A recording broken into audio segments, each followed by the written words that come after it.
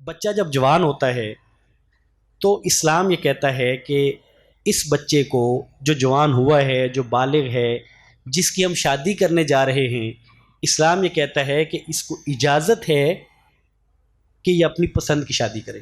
یہ اس کو اجازت ہے. اسلام بچے اور بچی کی پسند پر قدغن نہیں لگاتا.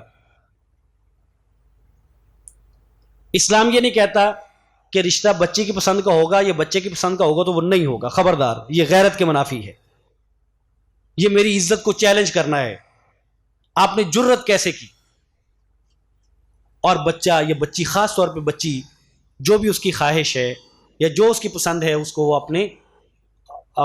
اپنا خواب بنا کے وہ دبا کے زندگی بسر کر دے. آپ صلی اللہ علیہ وسلم فرماتے ہیں کہ تم میں سے جو بیوہ خاتون ہے یا شادی شدہ خاتون ہے دوسری شادی کے لیے، وہ باکرہ ہے، دونوں صورتوں میں ان سے اجازت لینا ضروری ہے. دونوں صورتوں میں.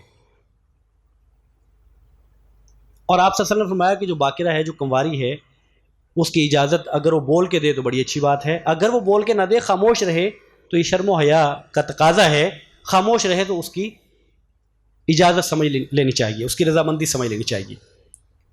لیکن یہ سمجھنا کہ اچھا بچہ وہ ہوتا ہے کہ جہاں والد کر دیں وہ خاموش رہ جائے، یہ کلی اعتبار سے ٹھیک نہیں ہے.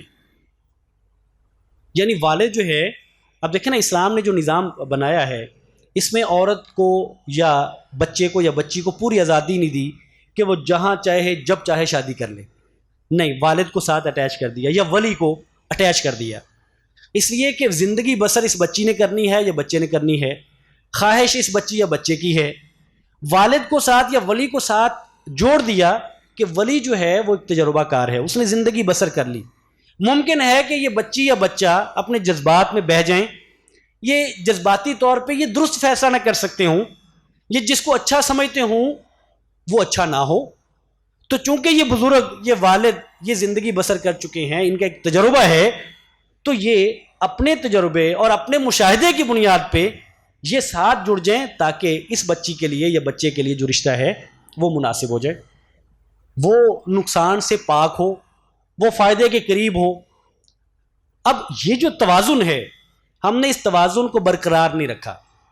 ہم نے اس توازن کو برقرار رکھنے کے بجائے کیا یہ ہے کہ ایک طرف ایک بچہ یہ سمجھتا ہے، یا بس اوقات والدین اسے کہہ دیتے ہیں کہ جہاں تمہارا دل کرے تم کر لو، تمہاری فلاں کے ساتھ دوستی ہے تو ٹھیک ہے، دوستی رکھو. تم اپنے دوست گھر بھی آ جاتا ہے، دوست بچی کو چھوڑنے بھی آ جاتا ہے، دوست سکول کے لیے لینے بھی آ جاتا ہے، دوست ملازمت کے لیے جاتا ہے تو بائک پہ بٹھا کے بھی لے جاتا ہے. اور گھر میں پتہ ہے کہ بچی اپنے دوست کے ساتھ سیر و تفریح کے لیے شمالی علاقہ جات میں بھی جا رہی ہے. ایک یہ انتہا ہے. اور یہ ایک انتہا یہ ہے کہ والد سمجھتا ہے کہ چونکہ میں ولی ہوں، چونکہ بچی کے نکاح کی ذمہ داری میری ہے، لہٰذا جہاں کہوں گا، جیسے کہوں گا، اس کو ماننا پڑے گا. تو اسلام نے ان دونوں چیزوں کے درمیان میں توازن رکھا ہے.